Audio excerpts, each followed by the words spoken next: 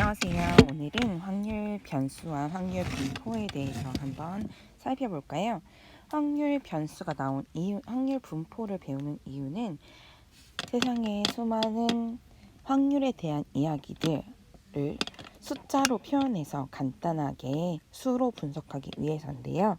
자, 그러면 확률 분포에는 두 가지가 있습니다. 확률 분포는 처음에 우리가 배울 뚝뚝 끊어진 아이 이산이랑 그리고 연속되어 있는 컨티뉴스한 아이 두 가지가 있고요. 이산 확률 변수에는 한 가지 이항 분포라는 게 나오고요. 연속 확률 변수에서는 정규 분포라는 게 나옵니다. 그래서 이 큰 틀을 알고 계시면서 우리는 이산, 이항 분포, 연속까지만 한번 살펴보도록 하겠습니다. 자, 첫 번째 탐구 활동을 한번 살펴볼까요? 한 개의 동전을 두 번 던지는 시행에서 동전의 앞면을 H, 뒷면을 T라고 합시다. 그러면 표본 공간을 구할 수 있는데요. 표본 공간이란 두 동전을 나올 수 있는 모든 것을 얘기하죠. 앞면이 H, 뒷면이 T라고 하고 두 번 던졌으므로 처음에 맞아요. HH, HT, TH, TT라고 나올 수 있겠죠. 우리는 이 네 가지를 분석해야 하는데요. 이것들이 각각 글자로 되어 있어서 굉장히 분석하기가 불편했어요. 그래서 얘네들을 우리가 아무거나 줄 건데요. 뭐라고 줄 거냐면 앞면이 보고 싶거나 뒷면이 보고 싶거나 아니면 합의 개수를 보고 싶거나 그래서 저는 앞면이 나오는 횟수를 보려고 합니다. 얘를 숫자로 바꿔줘야지 내가 분석하기 편할 것 같아서 이름을 붙여주는 겁니다. 얘는 앞면이 나오는 게 없죠. 0번, 2번, 얘는 1번, 얘는 1번, 얘는 0번이 되겠죠. 그래서 얘들을 확률 변수라고 붙이고 처음에 나와 있는 HH라는 아이를 X는 2야 라고 붙이고 앞면이 1개야 라고 붙이고 앞면이 0개야 라고 붙일 수 있습니다. 따라서 맨 처음에 있던 표본 공간에서 어떤 표본 공간에서 숫자로 하는 것들을 숫자의 가장 큰 집단이 리얼 넘버라고 얘기해서 R이라고 붙이겠습니다. 대문자 로마자를 쓸 때 제가 두 줄을 쓰도록 하겠습니다. S에서 R로 갈 때 얘를 표본 공간에서 그 값을 숫자로 대응시키는 확률 변수이다 라고 얘기할 수 있습니다. 여러분이 기억해야 될 파트는 여기 1번 이와 같이 어떤 시행에서 표본 공간이 각 원소에 하나의 실수가 대응되는 함수를 확률 변수라고 하고 확률 변수는 보통 알파벳 대문자 X, Y, Z 등으로 나타나고 확률 변수가 가질 수 있는 값은 소문자 X, Y, Z 또는 X1, X2, X3라고 나타냅니다. 자, 그러면 지우고 제가 뒷면을 한번 변수라고 잡아볼게요. 자, 뒷면을 Y라고 하면 뒷면의 개수는 Y는 없죠. 0, Y는 1, 뒷면은 2라고 변수를 잡을 수 있다는 거죠. 그랬을 때 얘네들을 일반화하면 Y는 Y라고 쓸 수 있는 겁니다. 자, 그러면 더 나아가서 뒷면이 나왔을 때 그 값을 1000원을 붙여서 상금을 주어 볼게요. 상금을 Z라고 하면 뒷면은 하나도 안 나왔으니까 빵원, 뒷면이 한 개 나왔으니까 얼마 받을까요? 1,000원 받겠죠? 얘는 뒷면이 2,000원 받겠죠? 네, 그래서 얘는 똑같이 Z는 스몰 z라고 쓸 수 있는 겁니다. 얘가 확률 변수, 얘가 확률 변수가 가질 수 있는 값입니다.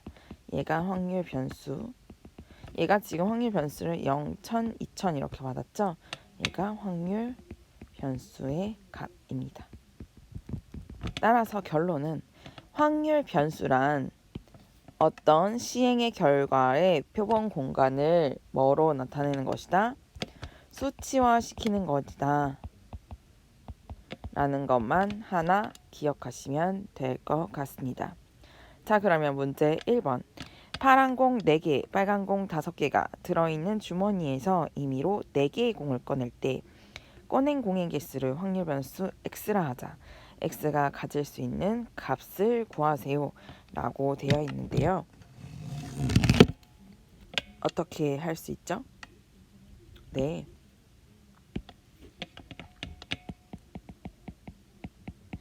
파란 공 4개와 빨간 공 5개가 들어있어요. 이 주머니에서 임의로 4개의 공을 꺼낸다고 합니다. 빨간 공의 개수를 확률 변수 x라고 할 때 확률 변수가 가질 수 있는 값은 몇 개일까요? 이게 굉장히 중요한 이야기인데요. 확률 변수 4개니까 4개가 있는지 확인해 보셔야 돼요. 빨간 공은 몇 개 들어있죠? 맞아요. 4개가 들어있죠? 그래서 4개, 빨간 공 3개, 빨간 공 2개, 빨간 공 1개까지 잘하셨는데 빨간 공은 몇 개도 뽑을 수 있나요? 맞습니다. 1개뿐만 아니라 0개도 뽑을 수 있죠. 그래서 확률 변수의 값은 총 4개, 5개입니다. 5개. 질문을 바꿔서 공을 5개 뽑고 싶어요. 5개. 나올 수 있는 빨간 공의 개수를 물어봤어요. 5개. 그러면 5, 4, 3, 2, 1, 0이 될 수 있는 값들이 각각의 확률 변수의 개수라고 하겠죠. 자, 그럼 혹시 6개도 뽑을 수 있을까요? 거꾸로 해봅시다. 5개에 있는 빨간 공에서 아무것도 안 뽑고 2개 뽑고 3개 뽑고 4개 뽑고 5개 뽑을 수 있는데 여러분 6개 뽑을 수 있나요? 빨간 공이 애초에 5개밖에 없었습니다. 그런데 B 6개는 뽑을 수 없겠죠? 확률 변수 x를 사용할 때 어디서부터 어디까지 숫자를 써야 하는지 정확하게 본인이 선택할 수 있습니다.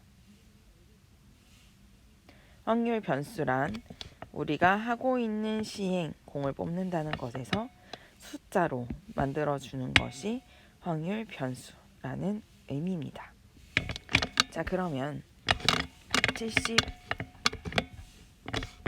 80페이지로 넘어가서 확률 변수가 가질 수 있는 값은 유한계거나 무한히 많더라도 자연수와 같이 셀 수 있을 때 그 확률 변수를 이산 확률 변수, 뚝뚝 끊어져 있는 거, 어떤 범위 안에 속하는 모든 실수의 값을 가질 때 그 확률 변수를 연속 확률 변수라고 얘기합니다.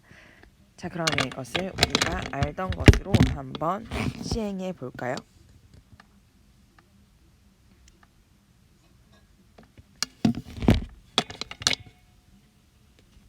자, 예제 1번. 볼링 공을 계속 굴리는 시행에서 스트라이크를 성공할 때까지 공을 굴린 횟수. 자, 그러면 공이 몇 개인지 모르죠? 몇 개인지 모르지만 여기에서 공을 굴린 횟수를 물어봤어요. 스트라이크에서 성공할 때까지 공을 굴린 횟수. 일단 처음에 성공할 수도 있죠. 그러면 1. 처음에 성공 못하고 두 번째 성공할 수 있죠. 그럼 공을 굴린 횟수는 2. 처음에 성공 못하고 세 번째 공을 굴릴 수 있죠. 그럼 공을 굴린 횟수는 3. 그러면 얘는 표본 공간 S는 공을 굴려서 스트라이크 아니고 스트라이크 아니고 스트라이크 아니고 스트라이크 이렇게 될 수 있을 거고, 얘네들의 확률 변수는 공을 한 번 굴리고 얘는 두 번 굴리고 얘는 세 번 굴리고 얘는 네 번 굴리고 이렇게 바꿀 수 있겠죠. 이런 아이들이 확률 변수, 하나씩 나오는 아이들이 확률 변수의 값이라고 이야기할 수 있습니다. 자, 얘는 이산일까요? 1, 2, 3, 4, 5 땡땡땡 무한히 많지만 뚝뚝 끊어져서 셀 수 있죠.